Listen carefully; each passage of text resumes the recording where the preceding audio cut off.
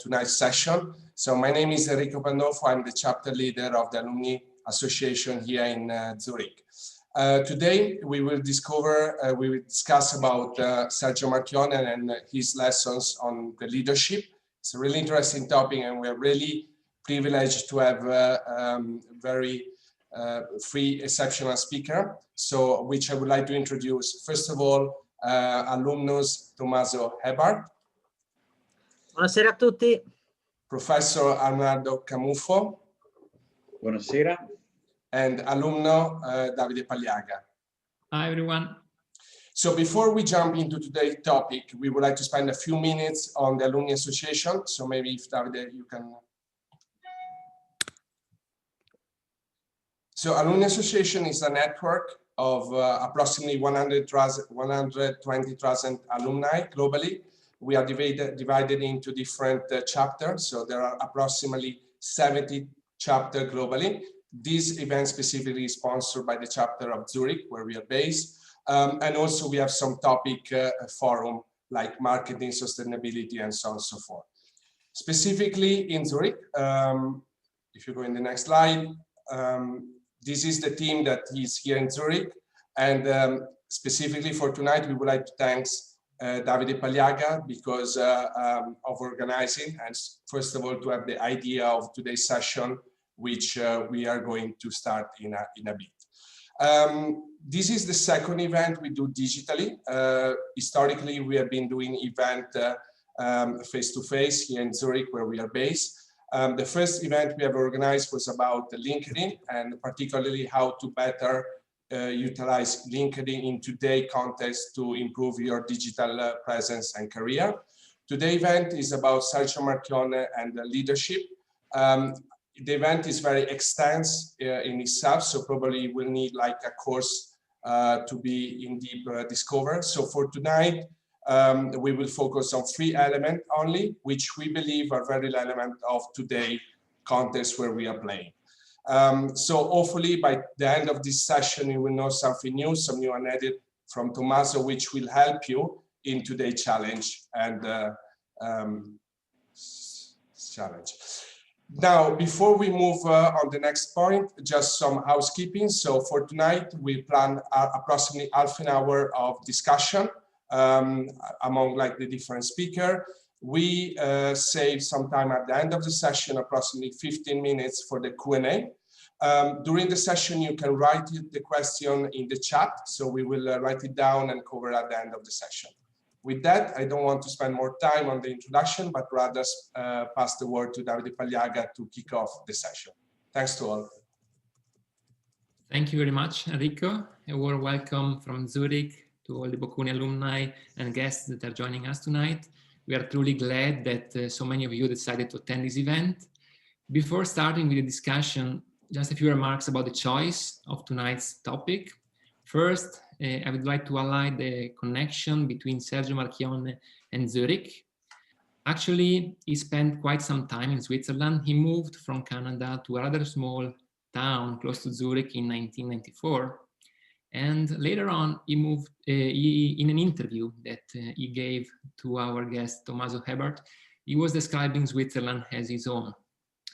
And secondly, we decided to focus on the topic of leadership because we are deeply aware of the intertwined global challenges that are putting under stress our species. And of course, I'm referring to the pandemic, but also to climate change and the required energy transition, to the need of reducing income and wealth inequality, and overall the goal of making the society more resilient and more sustainable. So we believe a key ingredient to accomplish these goals is having inspired and enlightened leaders. And that's why tonight we are trying to learn from Sergio Marchionne leadership in order to inspire leaders of today and tomorrow. We are very honored to have with us 2 very special guests. Welcome to Bocconi alumnus Tommaso Ebhardt and Bocconi professor Arnaldo Camuffo. And as a mean of introduction, Tommaso Ebhardt graduated at Bocconi University in 1999 in political economy. Then in 2005, he joined Bloomberg News, and now he is the Milan bureau chief. Tommaso was lucky enough to get the mandate to chase Sergio Marchionne around the world. He had extensive exposure to the manager and ended up by getting labeled by Sergio Marchionne himself as an affectionate stalker. Last but not least, he decided to write a book about it.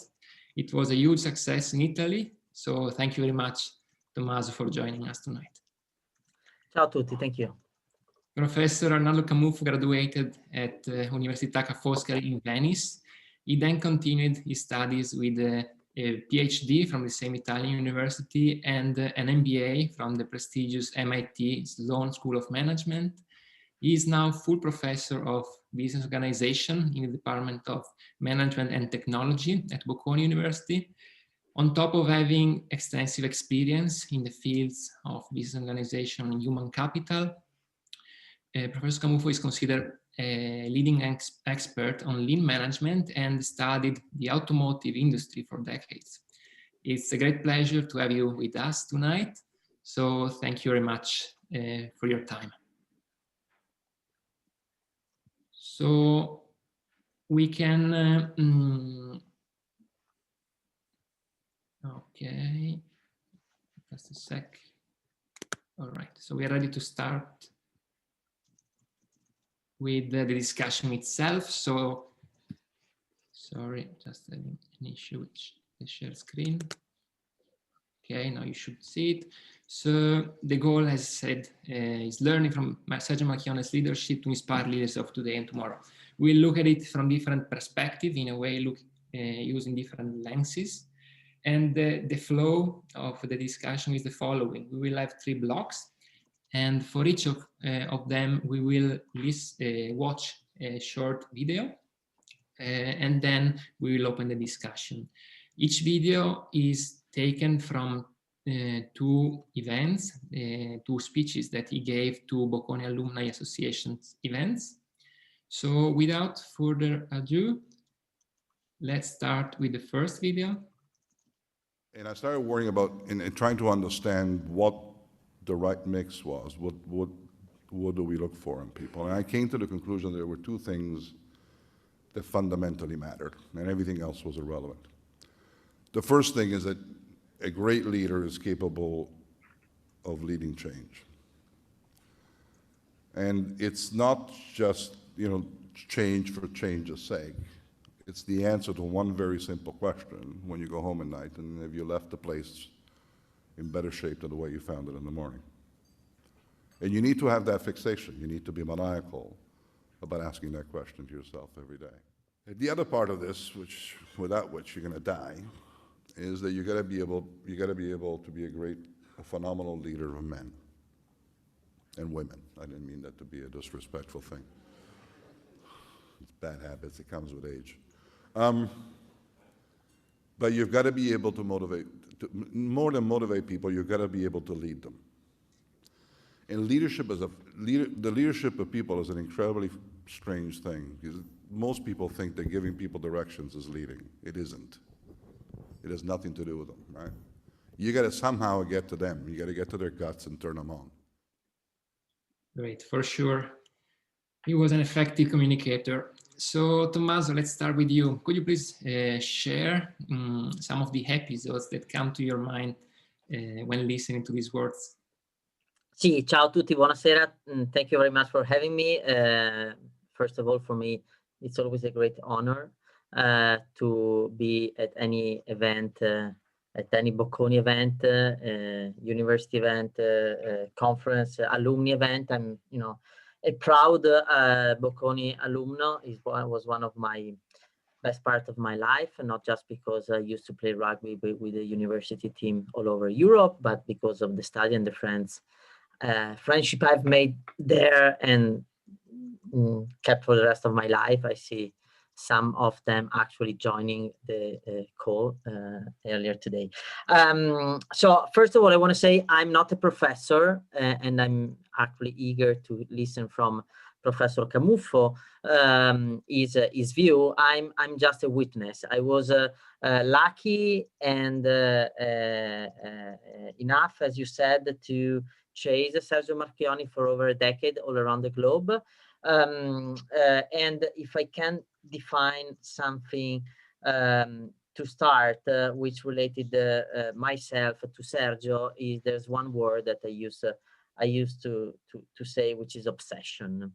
So Sergio Marchionne was an obsessed, and his obsession was to fix things. No, he used to tell me, "I am a fixer. I was born as a fixer. I need to fix everything."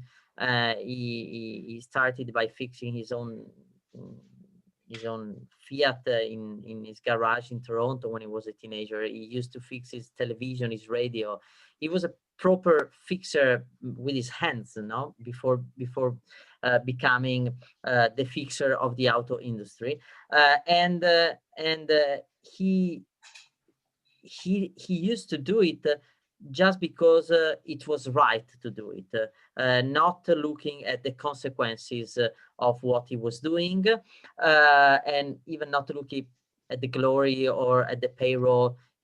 I think that he was honest enough to say that he used to do it because he had to do it. He felt he had to do it. And this kind of obsession that Sergio had for fixing things, that he applied very well in the Fiat case and then in the Chrysler case, I somehow had for my job as a reporter. I was so obsessed by being first with the news regarding Fiat. I was essentially, I got the mandate to cover Fiat Chrysler in 2009.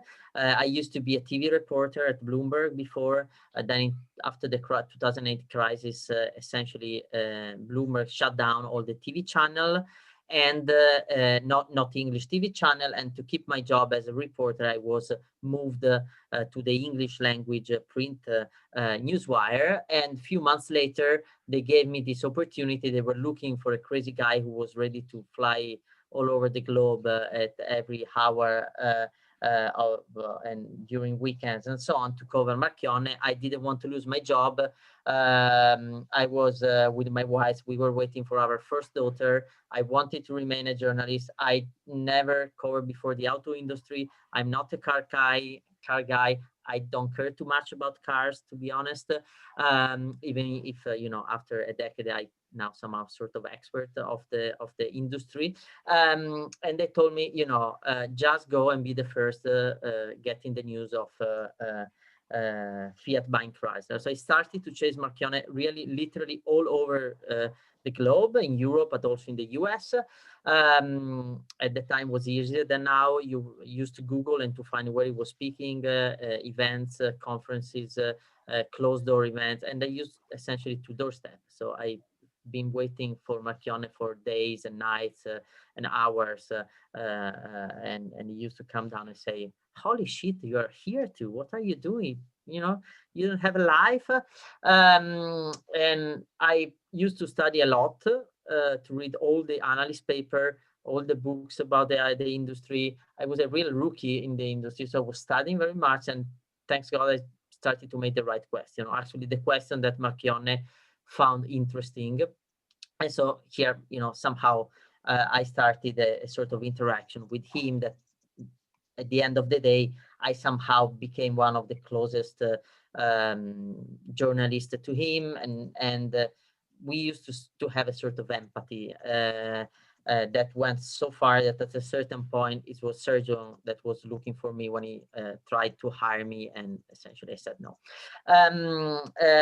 So one of the key elements of his leadership, which I don't know, may also be a weakness, I would like to see what Arnaldo thinks about it, is the word obsession. He was so obsessed to fix things that at the end of the day, he didn't care even too much about the health condition. And they said the last month of his life, which was very sad, and you know, and even for, you know, people as me, was at the end of the day were close to him also as a person, because he disappeared from the radar screen, from everything, and he used to be online 24 hours a day. I was so lucky that I used to exchange WhatsApp messages with him. He was sending you WhatsApp messages night and days, and he was expecting you to answer in few seconds, and then suddenly he disappeared. And for me, this was really the first time I really understood there was something really wrong with him. So I think that, you know, one of the key points of his leadership style was that he was really so committed and so obsessed, and he somehow somehow he transferred this to his leadership team. They used to live in a world where there was no weekend, you know, fixing the house used to come first and everything else. Obviously, he used to, I mean, in 2 occasions, when he arrived in Vienna in 2004 and when he got Chrysler in 2009, he had to do a tremendous turnaround because the 2 companies were both bankrupt and with no hope, and no one else wanted essentially to touch it. So I want really hear now what Arnaldo thinks about it, because the reason why I wrote this book, I told David and Enrico when we met before the session, at the end of the day, it was a book that I felt I had to write it, not just to transfer what I learned from Sergio, and somehow we had this sort of empathy that somehow I knew where he wanted to go with the companies at the end in the last few years. And I think he was an incredible person and super intelligent, super smart, and who were, I mean, I learned a lot by following him. So I wanted to something, but the real reason why I wrote this book is because I keep on asking myself if he did the right thing, being so obsessed and being so committed until the end in his job. So this is the main question I've tried to answer in the book. I have no answer at the end of the day. It's a question I also ask myself every day. I have quite a busy job, obviously, you know, like as the one Marchionne used to have. So there is time when, like, you know, I have to spend much time in front of a laptop or chasing news and not with the family. So this is so obsession, fixation, and, you know, full commitment. Is this right? Can this go too far? Thanks, Tommaso.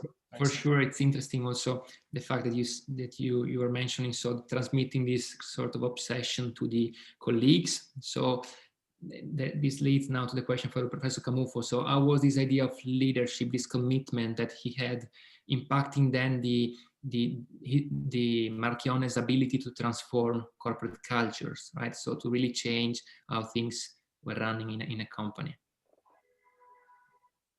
So I will not, good evening to everyone. Again, I will not spend time in thanking Davide and Enrico and the whole team in Zurich for organizing this, and Tommaso also for the graciousness.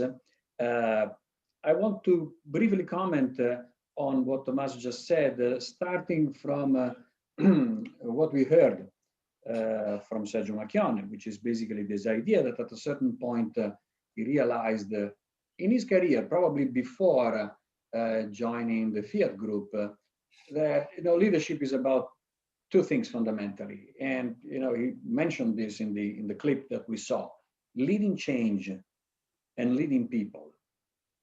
And this is very simple, which is beautiful. And by the way, Marchionne made of this really the leadership model through which he transformed the organization from 2004 on. And his leadership model is actually built around leading change and leading people. There's 8 leadership traits for leading change and 8 leadership traits for leading people. And I think that Marchionne also had studied, you know, literature, and he was, you know, extensive reader of management stuff, although he didn't like, you know, the standard practitioner and widespread use of models and theories. But if you think of the 2 dimensions, you know, leading change, which is basically, you know, the ability to deliver on expectations and results, and the other dimension, which is leading people, which is basically the idea that, you know, if you're a leader, you are in charge, and you and you have to motivate, enable the teams that you're responsible for. This actually speaks to the whole history of leadership theories. And by the way, some of you might even remember probably something that you taught, that you learned in the first organization class that you took, which is basically the Ohio State models of leadership that actually were organized around these two dimensions, right? The ability to the orientations for relationships, how you manage people, and the orientations towards results and tasks, which is how you structure actually the job and the objectives that you need to achieve. So I think that there's and we will elaborate on this later, a little bit later. I don't think that the novelty in Sergio Marchionne's leadership was really on the components of the leadership model.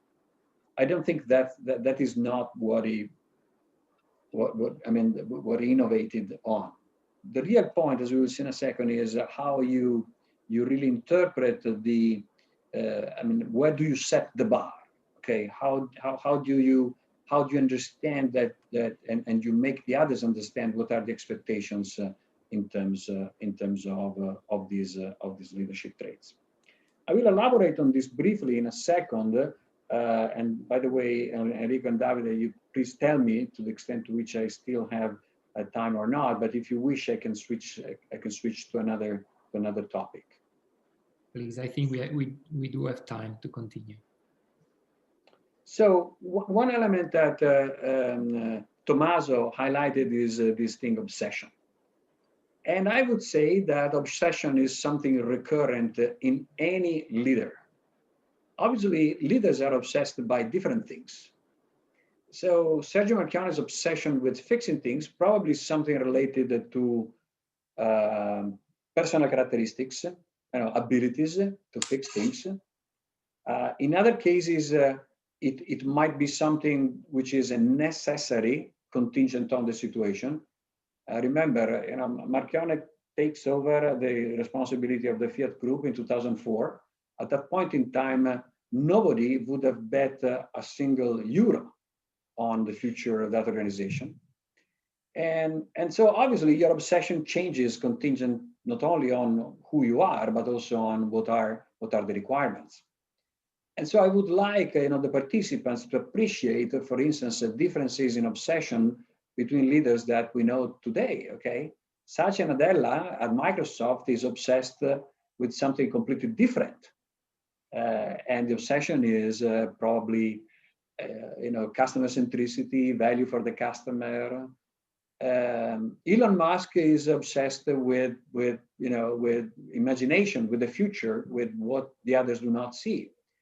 And I think that, obsession is really a characteristic of leadership, but, the effective leader also is able to understand, what is the obsession that counts most, given the current condition, given the situation.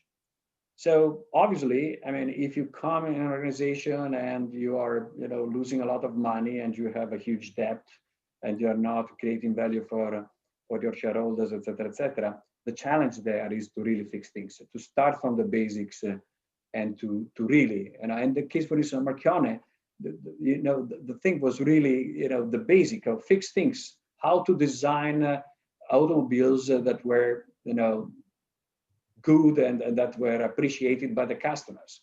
Yeah. How to make sure that, you care for the customers throughout the customer life cycle. How do you make sure that, products are not defective, that cars are, the same quality of, these are the kind of things that you need to fix to go back into the game, right?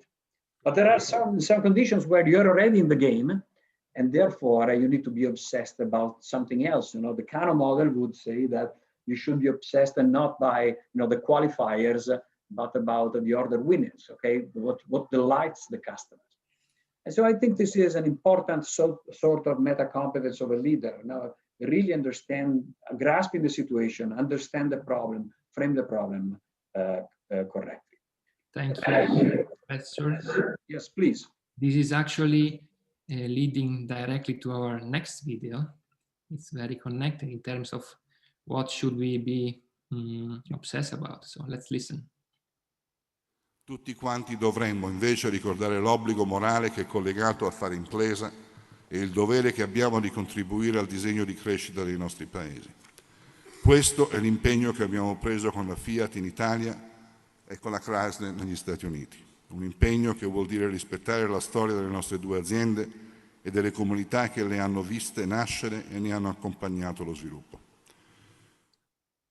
All right, so here, in a way, he's referring exactly to what Professor Camuffo was pointing to, because if we consider the long-lasting debate between shareholder and stakeholder capitalisms, we can see that, of course, Marchionne was also taking into account this stakeholder view, right? And of course, he was focused on making sure financial analysts and shareholders were happy, and probably Tommaso ever listening to so many investors calls that could tell us really a lot of episodes. But my question for you, Professor, is exactly this one. You were mentioning also the point of finding a balance between financial results and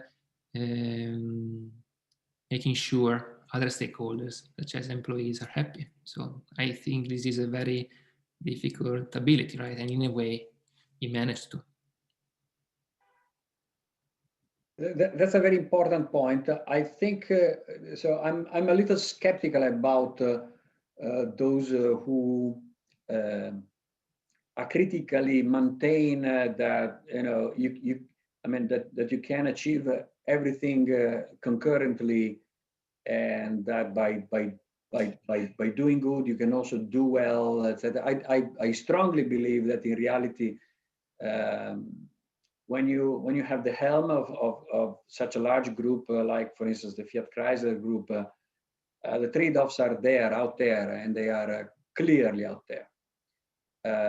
And you need to strike a balance, and the balance typically implies that you make choices.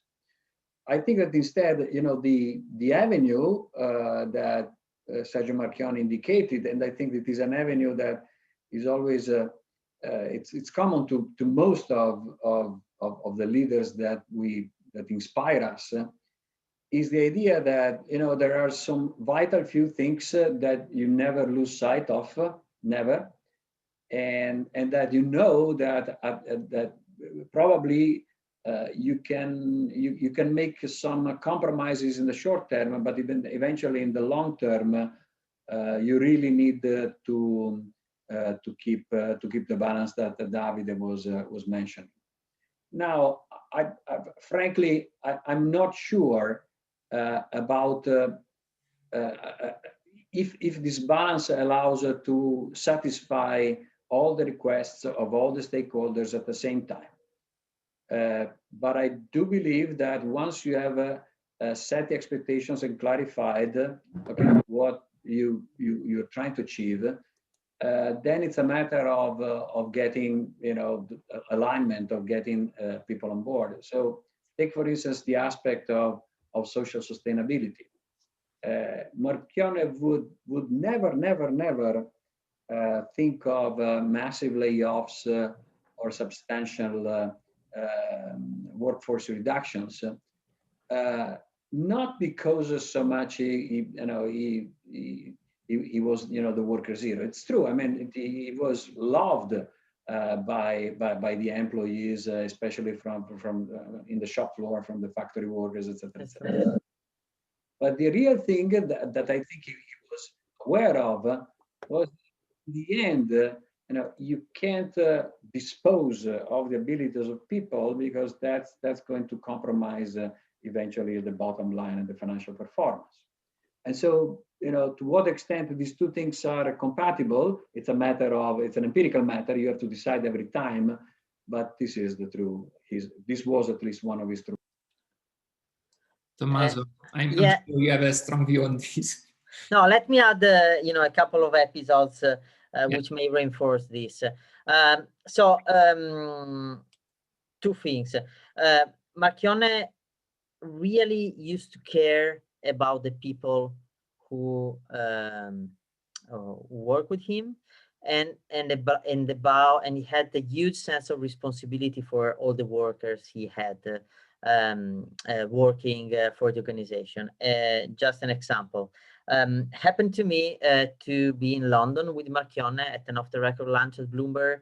After the lunch, he offered me a ride on his private jet back to Italy. And so, you know, we started this crazy trip in a Maserati going very fast on the city of London streets while he was smoking a cigarette here and there. And then we went into the, you know, the private city airport, and it was just Sergio and I on the plane, and obviously the pilot. And it was a very long day. We discussed, you know, he discussed about everything. He used to ask me about, you know, my thoughts, my aspiration, we used to discuss about Italian politics. I think it would be a good day for him too today with the Draghi mandate, getting the mandate anyway. So we arrived in Turin. It was in July. We arrived at the Turin Casella airport. I think it was 9 or 10 p.m. I remember it because I then had to find a way to get back to Milan with the night train. So from the private jet to a local night train, because then no more train. It was so late. But anyway, we arrived at the airport. It was 10 p.m. I think that before coming to London, he also had a stop in somewhere else with his flight in the morning. I was so tired. You know, it was 10 p.m. I was really tired. And he told me, we used to speak in English, Italian and English. In Italian, when I didn't want the others to understand, usually in English, because I write in English, so for me it was easier. He used to have a slang and use a lot of bad words, so I could use them without translating in English. While if he says in Italian, it's not polite to translate them into English. So it was easier to me to keep it all in English. Anyway, he said, you know, I have to go to work now. I said, to work? It's 10 p.m. You look very tired. So, you know, I have an organization which has, you know, 2 main headquarters in Turin and Detroit. It's just midday in Detroit.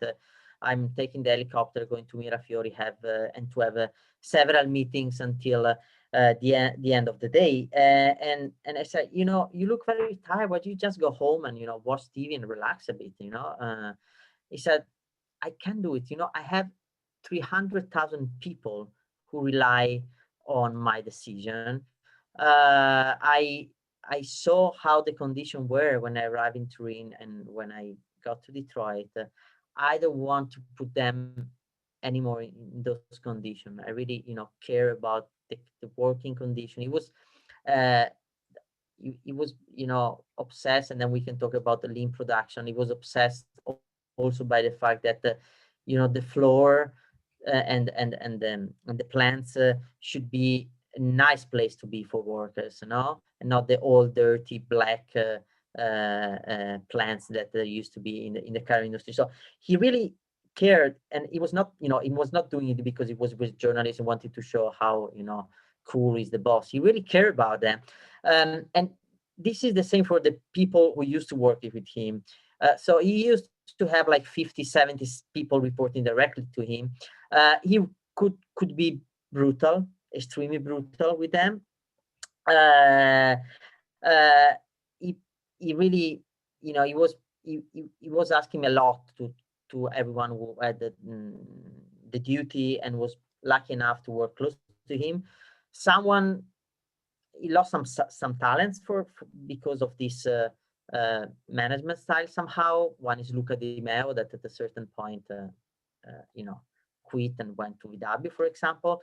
But then he never forgot an important moment of their lives.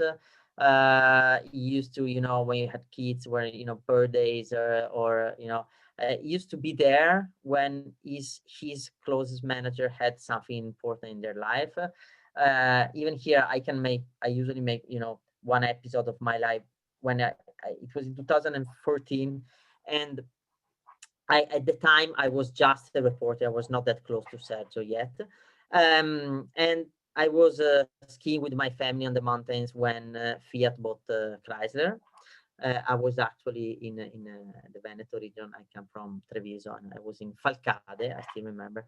7:30 p.m. 1st of January, got a SMS message from the communication office saying press release in 20 seconds. And 20 seconds later, got the statement that Fiat agreed to buy the rest of Chrysler. I worked night and days for 3 or 4 days, and then I went to Switzerland trying to speak with him in Flims, where he used to speak at a conference. I waited outside with -5 for 10 hours, and he just said hello to me from the window. Then I went back to Milan, took a plane. I actually had a flat tire in the middle of nowhere on a Saturday evening in Switzerland. Anyway, I managed to get to Detroit. I arrived in Detroit. He started a press conference, and it was quite funny saying, "Oh, I see that Mr. Ebhardt managed to arrive here. I heard you had some problems."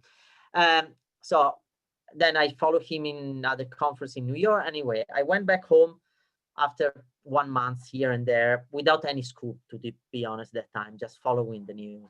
At Detroit, in one evening, there was a reception at the Chrysler House, and the cocktails were very good. As I said, I come from Veneto region and play rugby, so the so-called terzo tempo is an important part of my life. And so when after a couple of cocktails, I told the story, of this holiday in Falcade with my daughter, 5 years old. I told her I was going to ski with her the following morning, and I went with her even if I hadn't slept the night. I used to make radio, TVs, writing stories, and so on. And I told this episode, these things to some of his inner circle people. So when I went back home, the postman rang the bell, and there was a letter for my daughter Matilde by Sergio Marchionne, handwritten, with a small present, and I still have it. Actually, it's here in my. Where I have, look, I can show you. This is the letter that Marchionne sent to Matilde, my daughter. I hope you can see it. Anyway, he wrote by hand this letter saying, "I'm sorry I destroyed your holidays with your father because of this deal. I hope you will forgive me," with a small present. Okay, and he did it without the help of his communication office. He did it by himself with just the help of his assistants, handwritten, and I was not really that close to him. This shows you, how he somehow cared about the people around him too. And I think this is something that a leader should never forget, that you really have to care about the people that works with you and for you. Thank you very much for sharing with us this very personal episode. We really appreciate, and I think our guests are appreciating as well. And dear guests that you're listening, but you could also use the chat and type there your questions for the speakers. We will listen now to a third video, and then we will have the Q&A to address some of your questions. So feel free to use the chat box. So let's listen now to the third one. Chi ha vissuto esperienze difficili, chi ha conosciuto la disperazione nei momenti bui, sa che c'è solo un modo per uscirne. Ritrovare i valori importanti della vita, riscoprire il senso di appartenenza a un progetto, a una comunità, a una nazione. Stringersi intorno ad una speranza e riprendere in mano il proprio destino. So we wanted to end on a positive note, right? So 2020 was a year of was a difficult year, and 2021 should be a better one, of course. And Sergio Marchionne, in this with his experience and his management style, managed to turn around two companies that were almost on the edge of collapse. So, of course, my question now for Professor Camuffo is the following: so, how important is for a leader to give hope? And in a way, how is important to create a feeling of shared mission, or probably to also the extent of sharing the same meaning of life?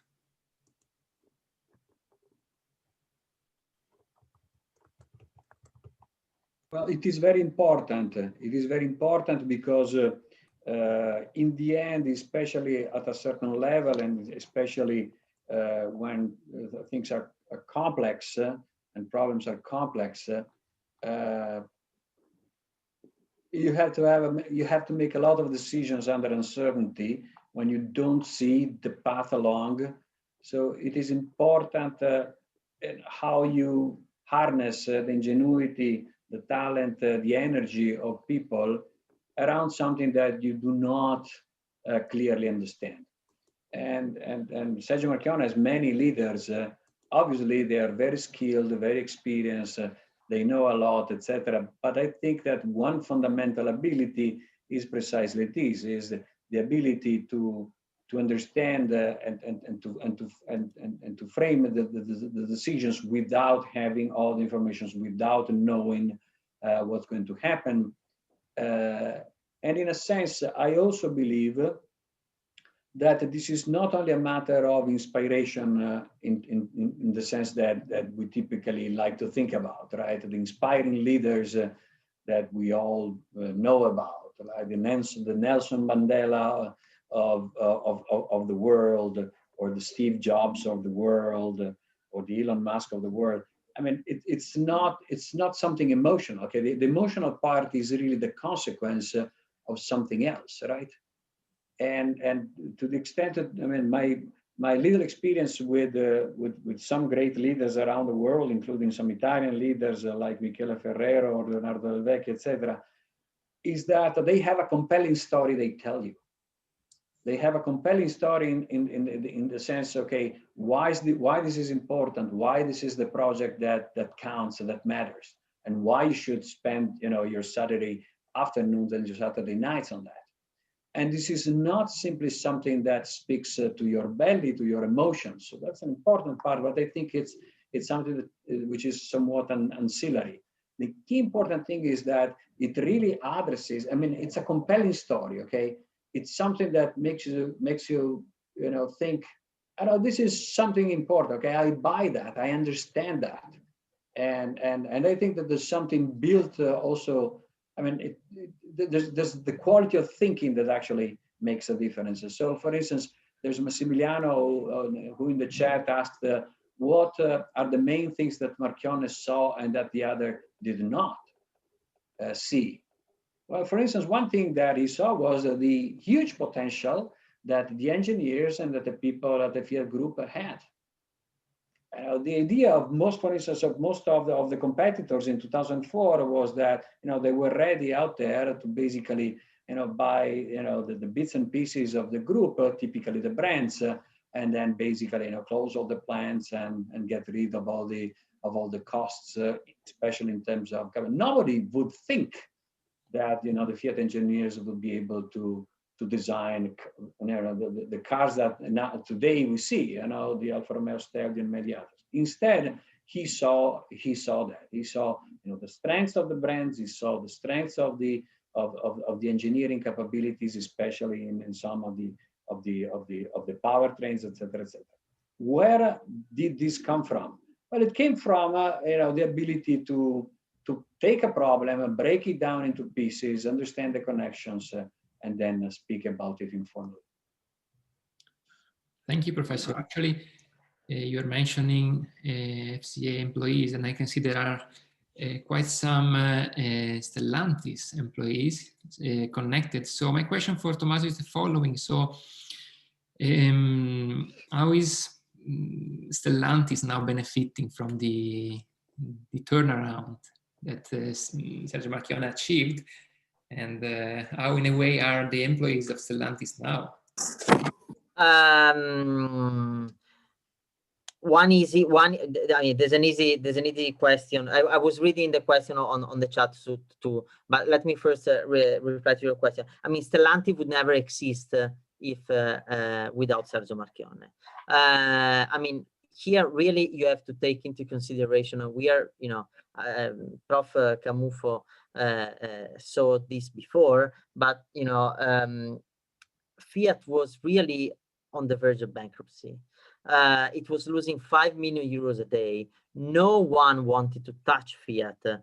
It was a sort of, and even Marchionne, I remember when I discussed with him when he took the job, he told me, when I was offered the job, everybody told me, don't do it, Sergio. Why do you, and why, he was very successful at SGS. And he said, when this was something related to his pride, he was very Italian in his heart, even if he had to live in, he essentially never lived in Italy as an adult before coming back for Fiat in 2004. No, he moved to Canada with his family when he was 14, but the pride of being, when Italian, when Fiat calls you and you're an Italian, you have to do it. And then he used to love car. He used to love car. He used to love Alfa Romeo, and so. But really, you have to take this into consideration. Fiat, somehow the comparison I do it. I see Fiat as Alitalia. Fiat could have become like Alitalia, a bankrupt company forever with a state intervention every 3-4 years, putting there some billion euros, wasting other billion euros for a small company, irrelevant, completely irrelevant. And then 3 years later, back to the same situation where we were before. He was humble enough to take Fiat out of this, and then one is clearly of his leadership. I think this is one of the more important things, is that he used to really think out of the box.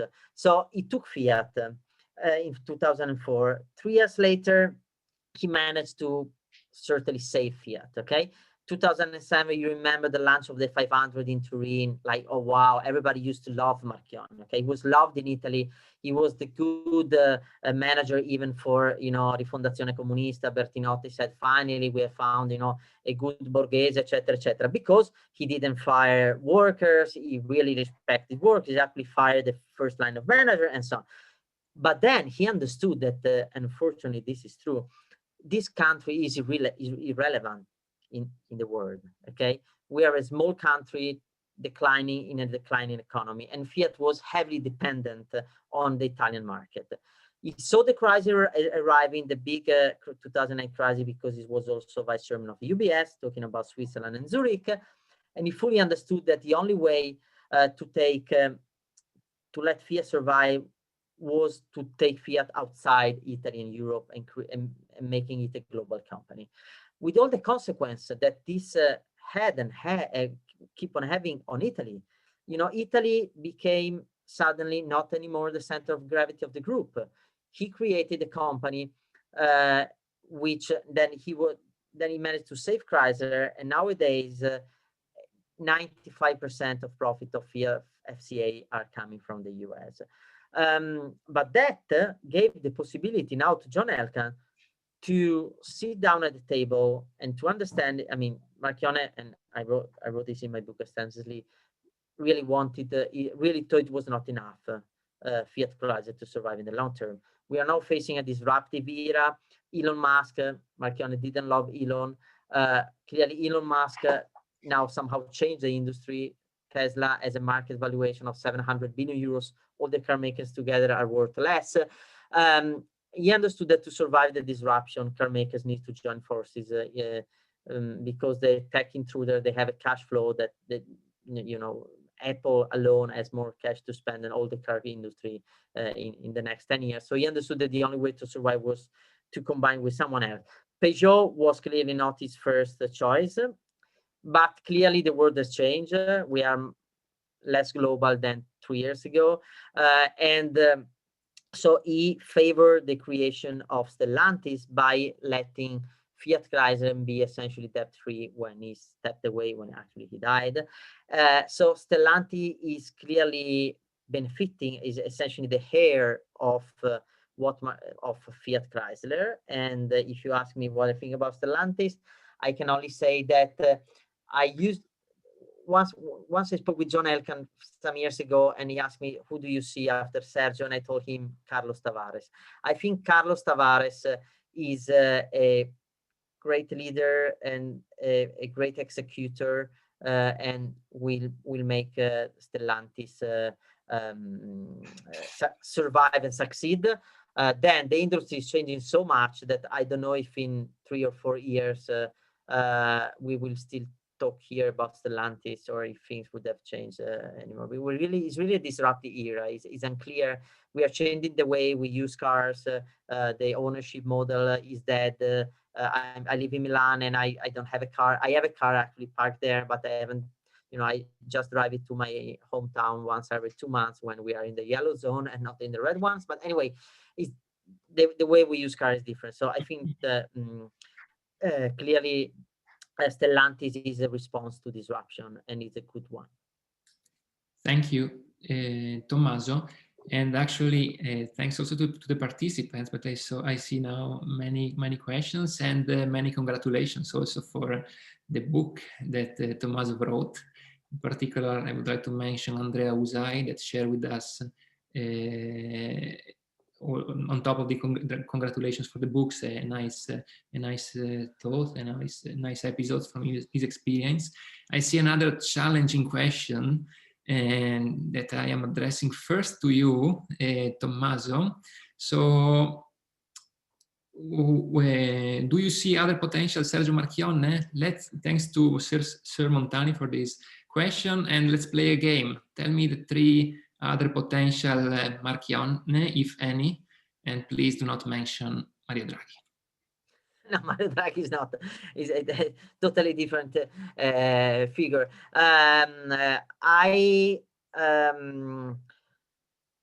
Let me answer without telling everyone that I'm, working and studying other figures now. I'm pretty interested as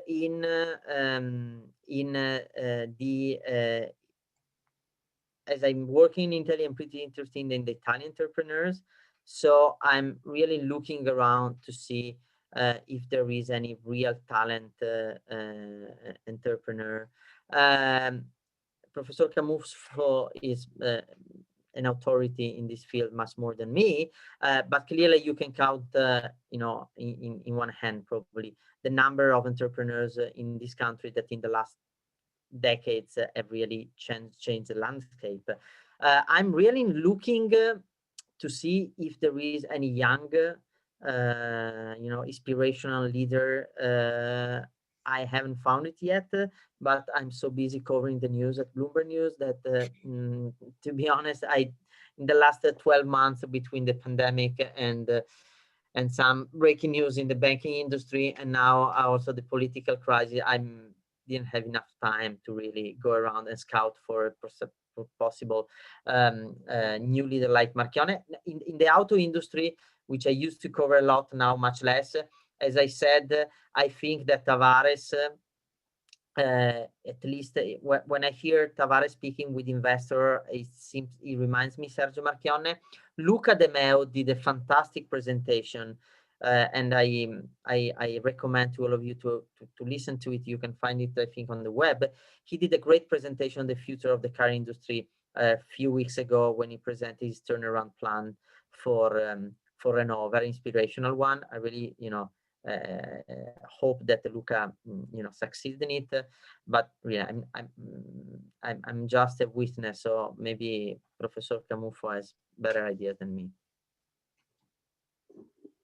Prof. Camuffo, same question for you. Maybe if you want to add, of course, to what Tommaso just said, feel free. But then there is, of course, the game. So the top 3 leaders for you. And then there are a couple of other very interesting questions that we just received. So if we have time, we can cover them both.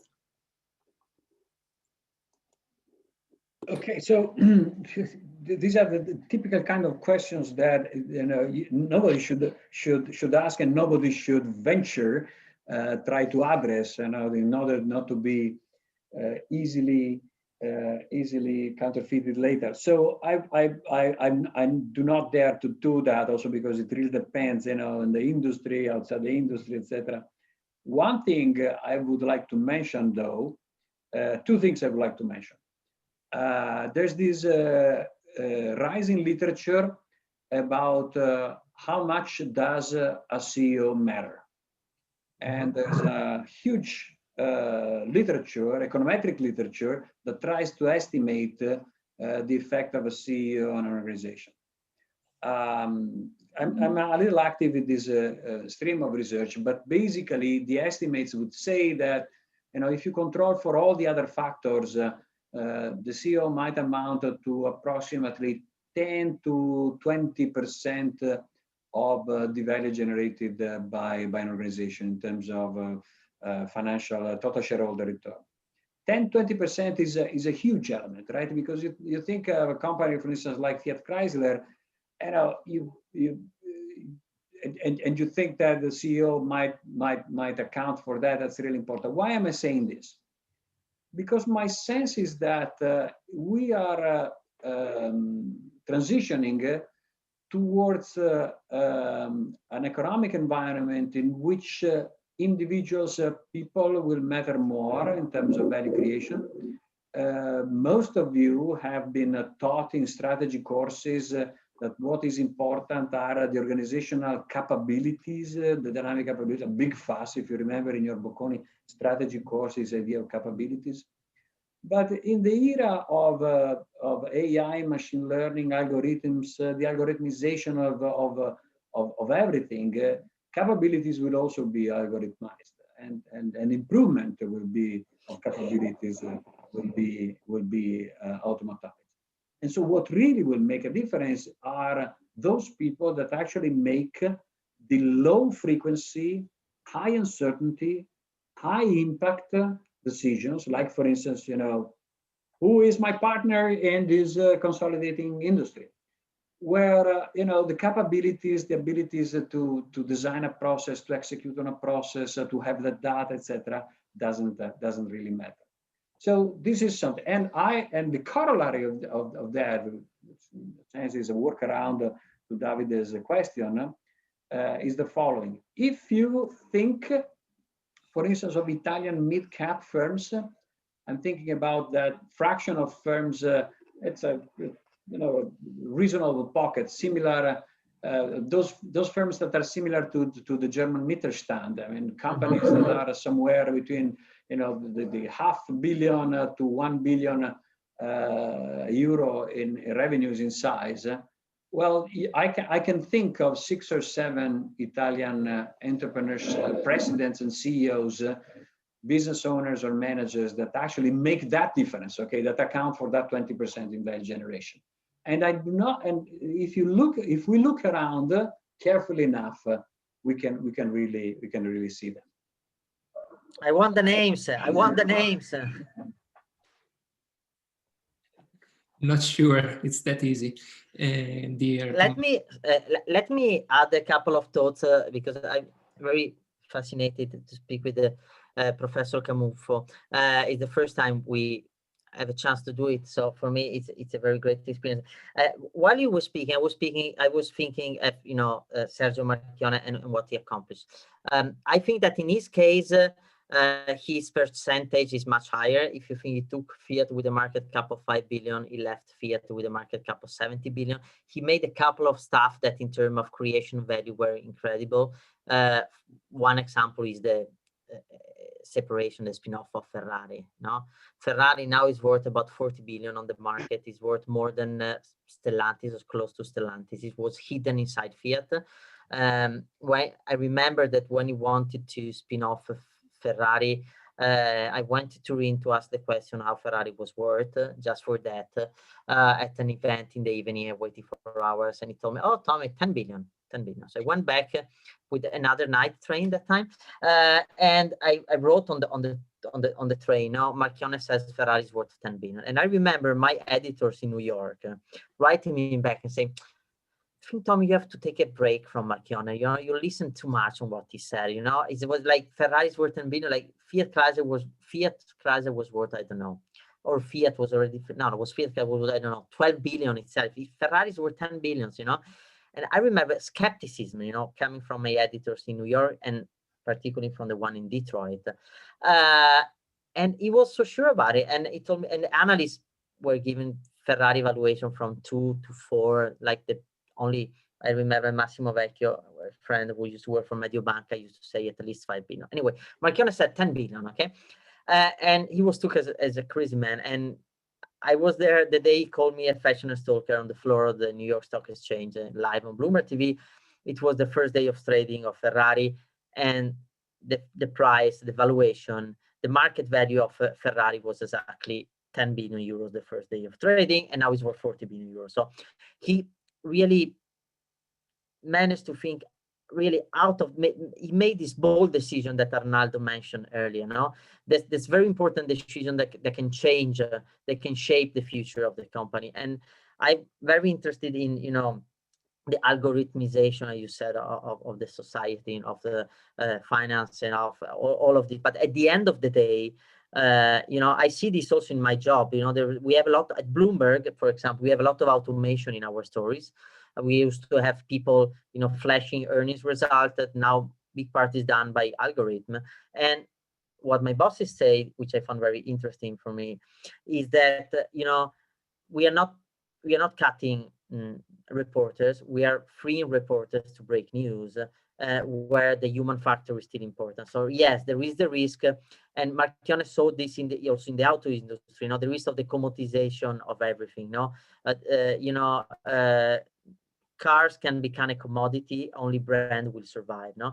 And there is also the risk that a manager could become a commodity if we just, you know, use algorithms. But at the end of the day, the one who thinks out of the box, who make a difference, will really change, keep on being important. I mean, at least I hope so. There is one fantastic question on world-class manufacturing, on lean production. Camuffo is a, you know, worldwide expert, and the first time I jumped into world-class manufacturing really was, and I really understood what does it mean and how it can make the difference. It was when I went the first time to Detroit after Fiat bought Chrysler.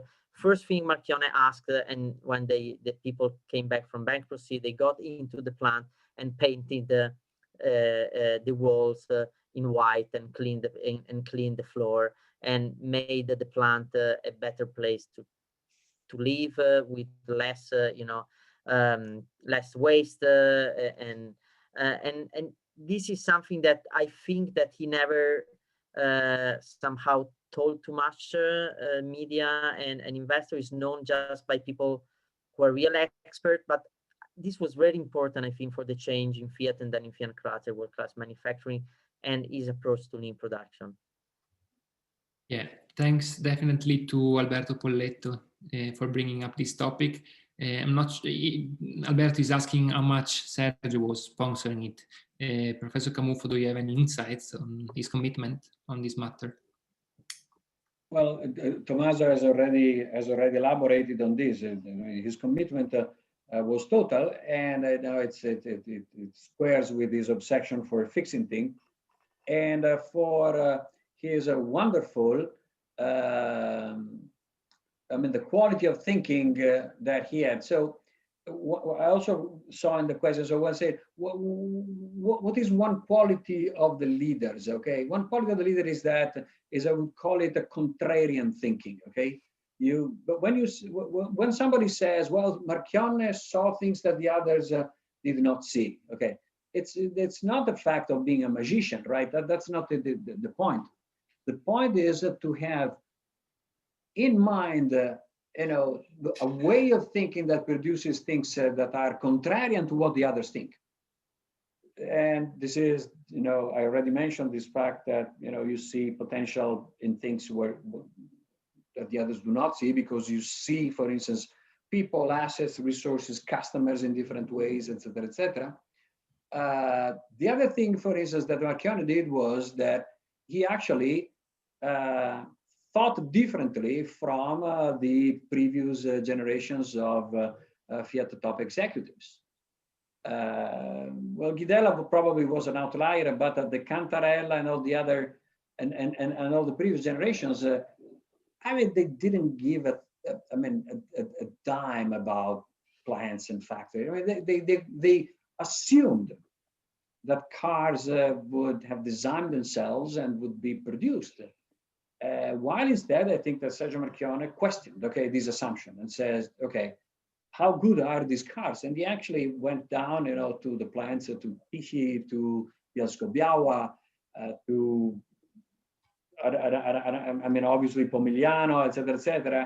And he actually understood and grasped the situation and says, okay, how can an environment where, you know, that is completely opaque and dirty and not welcoming workers, so how can that environment, you know, build cars that customers will love? And it was basically simply assuming this. And world-class manufacturing, as all management tools, is really just a way to frame, you know, to frame this. Okay, so that became the management systems in plants. But you know, you can have all the tools you want, but unless you really understand what the problem is, and you think of differently about it, it's not going to be helpful. Well, thank you very much to all the participants and for the many questions, of course, and for being present in such a large volume. So we really appreciate that. And then thanks, of course, to Professor Camuffo and Tommaso Ebhardt for the very inspiring, entertaining, and fascinating conversation. I'm really glad that we managed to have all this event, and I hope to see you in face of very soon. I now hand over to Enrico for the closing remarks. And once again, thank you. Thank you a lot. Thank you for being here. And most of all, thank you, Davide, for taking us through this amazing 1 hour. I think we had a lot of good talk and ideas. So we spoke about obsession at the beginning, the fact that obsession changed by people, changed by industry. So the importance of finding your own obsession, which I think is also a topic that Tommaso covered in some of the videos. So one from Qua about the Veneto entrepreneur and finding their own obsession in that regards. We talk about the balance between people and business objective, the importance to create hope and having like a compelling story as a leader. And then as a matter of fact, we have been reassured that having the right person matters, because leader and CEO can account for 10 or 15, 10% to 20% of the business value. So having the right people in the right place does make the difference. So for today was a really great session. Once again, a big thanks to Professor Arnaldo Camuffo, as well as Tommaso. Thanks for sharing all these insights that are really valuable and unique for all of us. In terms of next steps, we have some new event planned this year. So we are really glad if you could also join those.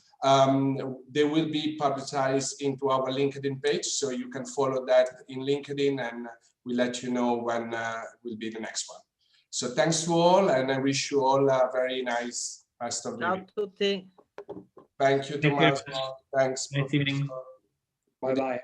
Bye-bye. Grazie a tutti.